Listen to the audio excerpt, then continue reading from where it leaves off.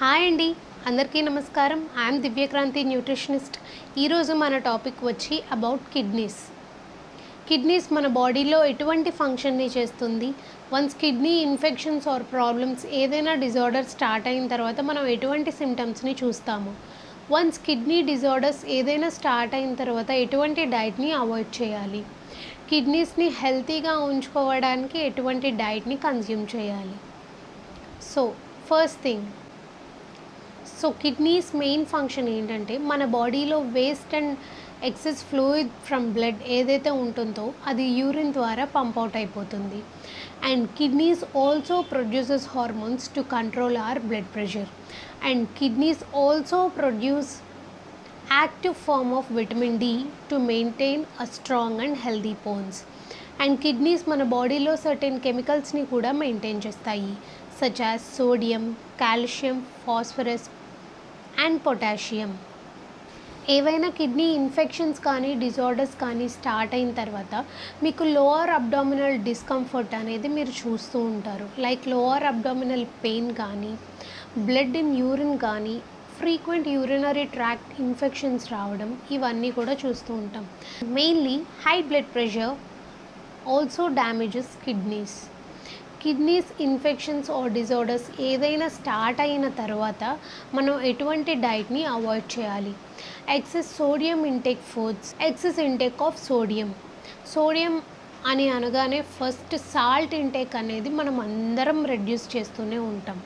కానీ మన డైట్లో సోడియం అనేది కేవలం సాల్ట్ వల్లే కాదు, ఫ్రూట్స్ అండ్ వెజిటేబుల్స్ వల్ల, ప్రిజర్వ్డ్ పికిల్స్, ప్రాసెస్డ్ ఫుడ్స్, వీటి ద్వారా కూడా సోడియం ఇంటేక్ అనేది వెళ్తూ ఉంటుంది. సో ఎవ్రీ ఫుడ్లో కూడా ఎంత లెవెల్ ఆఫ్ సోడియం కానీ, పొటాషియం, కాల్షియం, ఫాస్ఫరస్ ఇటువంటి ఫుడ్స్లో ఎంతెంత అమౌంట్లో ఉంది అనేది చెక్ చేసుకుంటూ కన్జ్యూమ్ చేయాలి.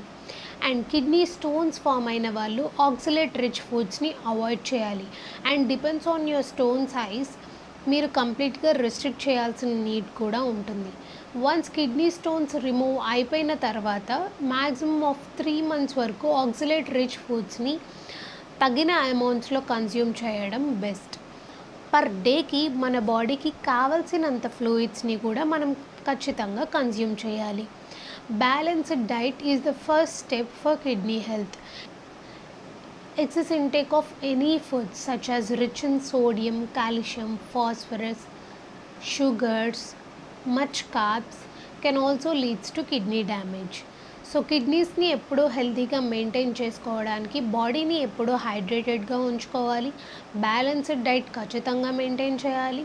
బ్యాలెన్స్డ్ డైట్లో ఫ్రూట్స్, వెజిటేబుల్, హోల్ గ్రెయిన్స్ అన్నీ కూడా ఇంక్లూడ్ చేసుకోండి. Compulsory saturated and trans fat ఫుడ్స్ని చాలా వరకు డిక్రీజ్ చేసేసుకోండి.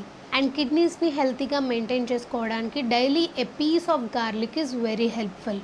ఎందుకంటే గార్లిక్లో ఉండే డైయూరెటిక్ ప్రాపర్టీస్ వల్ల బాడీలో టాక్సిన్స్ ఏవైతే ఉంటాయో అవి కంప్లీట్గా ఫ్లష్ అవుట్ అవ్వడానికి హెల్ప్ఫుల్ అవుతుంది.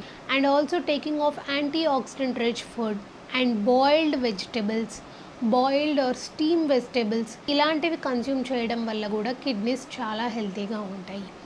జనరల్గా మనం కిడ్నీ ఇన్ఫెక్షన్స్ కానీ, డిసీజెస్ కానీ చూస్తూ ఉంటాం, such as glomerulonephritis, nephrosclerosis, kidney stones, urinary tract infections. ఎటువంటి కిడ్నీ ప్రాబ్లమ్స్ ఉన్నా కూడా మన డైట్ మీకు చాలా హెల్ప్ఫుల్ అవుతుంది.